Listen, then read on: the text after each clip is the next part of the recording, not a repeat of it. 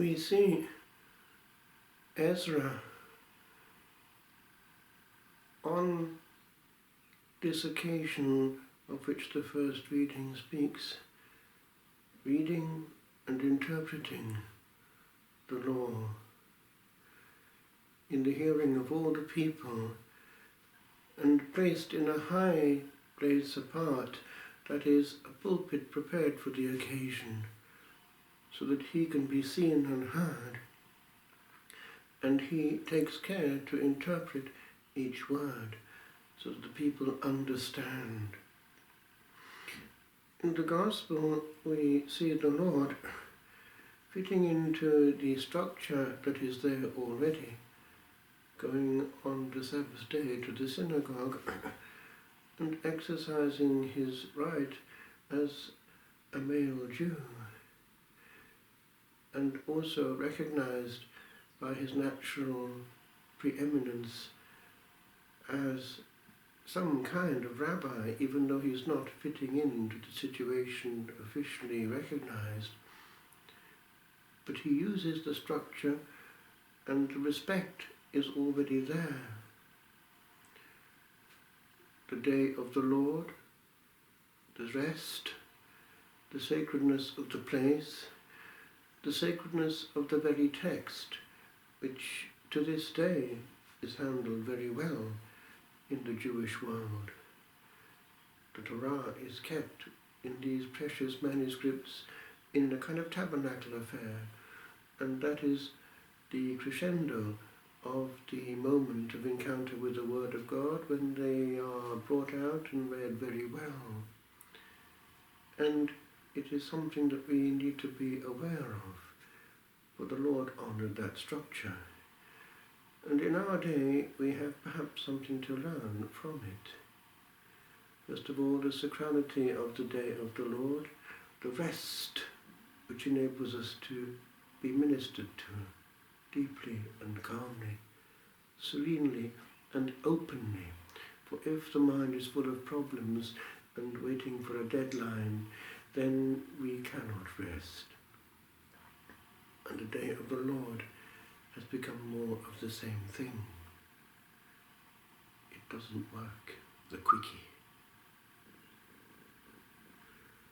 Moreover, there is the problem right now that families are being split and are not hearing the same word. That is to say, they go to different celebrations if they go at all, because more important things like sport have been given prime time on the day of the Lord.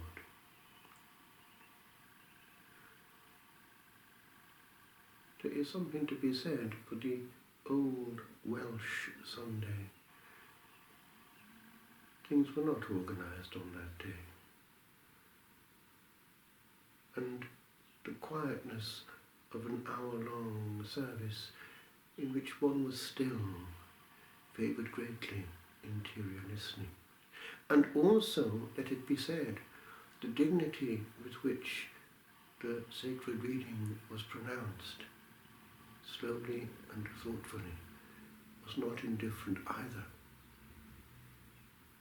Because the preacher had to preach on the reading, and he, of course, had to make it heard well. He would pray a blessing upon it, and it was a whole part of the service, prepared for actually well by a hymn. And then there was a stillness in the air to await the opening up of that word, the breaking of the word in the sermon, with quite often a hymn asking for a word from the Lord just before it. It was something that favoured receptivity. What of the quality of our readings today? There are not a few places where what one has in practice is this. One lay person hogs the whole of the liturgy of the Word. It goes something like this: the first reading, and then with the word of the Lord, and then the psalm, with, not sung of course, And then the second reading, with the word of the Lord. And then the acclamation for the gospel, said, with. And then perhaps the gospel pronounced well, although in practice quite often there is no incense or chant at all. And then the same layperson might actually be still there for the prayers of the faithful, with. Lord, graciously hear us, with. It's all because of participation, because the lay people have to participate. And when it comes to praising the Lord, participation means, at least in this part of the world quite often, that a few lay people do any singing that might be there. And what one has quite often is a glorified Catholic version of the hymn and prayer sandwich, in which a few hymns of the 60s or later are thrown in, while the rest of the quickie is highly celebrated, so as to get to the end where one has the essential the Church notices. If there has been any decent singing, of course, there'll be a round of applause. And then everyone will start talking in church. Sacrality?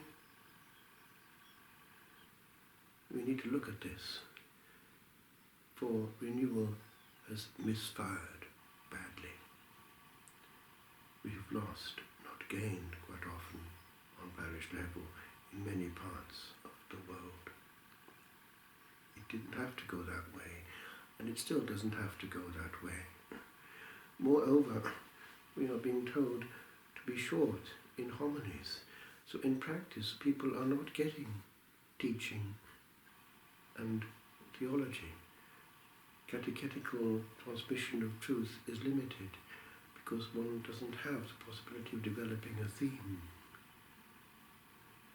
There is ignorance of the faith out there. Add to that the fact that everyone is going to communion and very few are going to confession, and one can ask, where have we landed in our renewal?